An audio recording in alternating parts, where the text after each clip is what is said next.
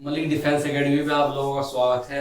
मैं आपके लिए एक नया टॉपिक इतिहास का वेद इसे लेके आया हूँ। मुझे उम्मीद है कि ये टॉपिक आपके लिए बहुत इम्पोर्टेंट बनने वाला है, क्योंकि आपके प्रेजेंट में NTPC group D other exam आने वाले हैं, जिसमें इस टॉपिक से एग्जाम में क्वेश्चन जरूर आते हैं। चलो चलते हैं इस टॉपिक के बारे में। तो आज हम पढ़ेंगे वेद। इम्पोर्टेंट जो वेद है हमारे, वेद जो वेदों के जनक माने जाते हैं या पितामह, इसे माना जाता है महर्षि कृष्ण द्वैपायन वेद का। इंपोर्टेंट इसके जो पितामह माने जाते हैं, पितामह महर्षि कृष्ण द्वैपायन वेद व्यास। इंपोर्टेंट सवाल पूछ लेता है कि जो वेद हैं, वेदों के जनक माने जाते हैं महर्षि कृष्ण द्वैपायन वेद व्यास। इंपोर्टेंट सवाल है। आपके वेदों के बारे में अध्ययन करते हैं। जो वेद है, वेद को हम 4 भागों में बांटते हैं। इंपोर्टेंट 4 भागों में हम वेद को बांट लेते हैं। इंपोर्टेंट है, यहां से एग्जाम में क्वेश्चन आने की संभावना है। तो 4 भागों में बांट लेते हैं। Number 1 Rigveda, number 2 Yajurveda, number 3 Samaveda, number 4 Atharvaveda.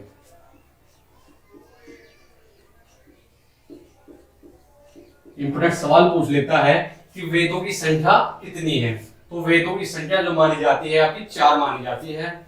Number 1 Rigveda, number 2 Yajurveda, number 3 Samaveda, number 4 Atharvaveda. तो दोस्तों हम इनके पाठ के बारे में डीपली अध्ययन करने वाले हैं। तो हम पढ़ेंगे पहले ऋग्वेद के बारे में।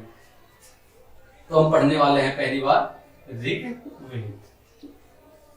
जो सबसे पहला मंडल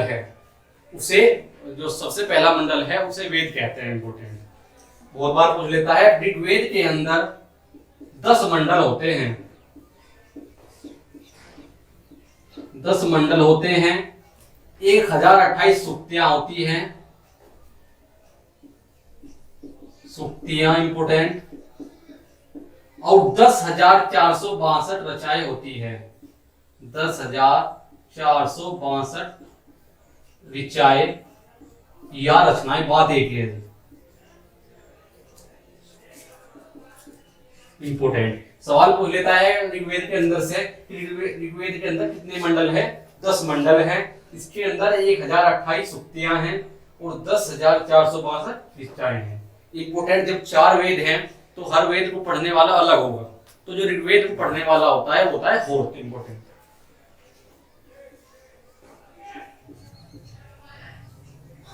तो हम गहन से पढ़ने वाले हैं कि ऋग्वेद के अंदर 10 मंडल हैं। तो हम 10 के 10 अंदर पढ़ने वाले हैं जो एग्जाम की दृष्टि से इंपोर्टेंट है। तो मैं रफली कर देता हूं इसे।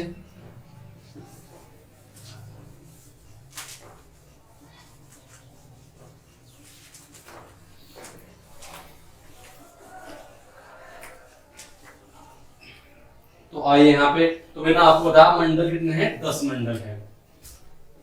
एग्जाम में इसमें इंपोर्टेंट मंडल जो हैं वे पूछे जाते हैं। 10 मंडलों में एक तीसरा मंडल इंपोर्टेंट, तीसरा मंडल, इसके अंदर आपका गायत्री मंत्र है। इंपोर्टेंट दोस्तों, गायत्री मंत्र बहुत बार पूछा हुआ क्वेश्चन है कि गायत्री मंत्र कौन से मंडल में है? तीसरे मंडल में है। इंपोर्टेंट एक है 7वां मंडल, 7वां मंडल। इस मंडल के अंदर दशराज युद्ध का वर्णन है। दशराज युद्ध का वर्णन है।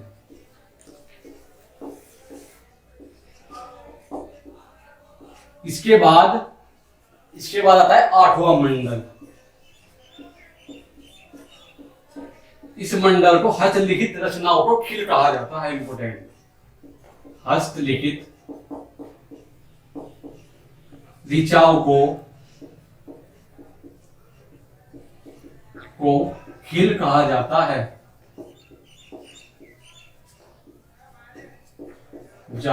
इंपोर्टेंट सवाल है बच्चों, देखना ये अच्छी तरह। इसके बाद 9वां मंडल, ये मैं मंडल 10 में से आपको करा रहा हूँ जो इम्पोर्टेंट है एग्जाम की दृष्टि से, जो हर बार आते हैं क्वेश्चन बन गए यहाँ से। 9वें मंडल में देवता सोम का उल्लेख है, इंपोर्टेंट, देवता सोम का उल्लेख। इसके बाद जो आपका अंतिम मंडल है 10वां मंडल,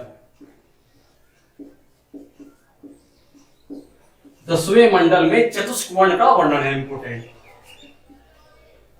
चतुष्कोण का वर्णन, चतुष्कोण इंपोर्टेंट।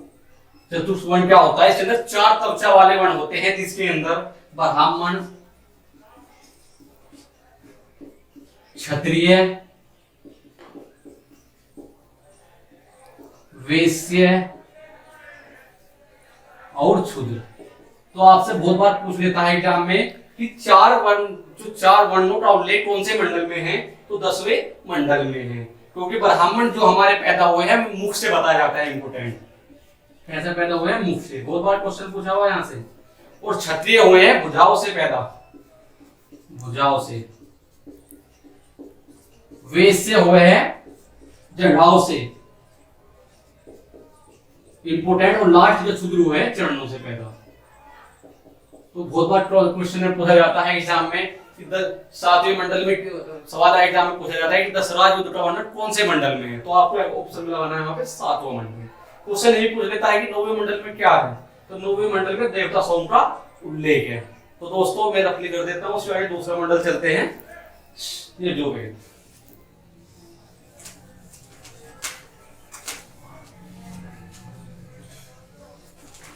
यजुर्वेद, चलो अगर नेक्स्ट चलते हैं यजुर्वेद।